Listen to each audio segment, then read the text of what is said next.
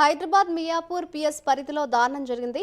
Depression కి లోనైన యువతి శృతి జనప్రియ అపార్ట్మెంట్ పైనుంచి దూకి ఆత్మహత్యకు పాల్పడింది. వెంటనే గమనించిన స్థానికులు హుటాహుటిన అంబులెన్స్ లో ప్రైవేట్ ఆసుపత్రికి తరలించారు. కానీ అప్పటికే ఆమె మృతి చెందినట్లు వైద్యులు ధృవీకరించారు.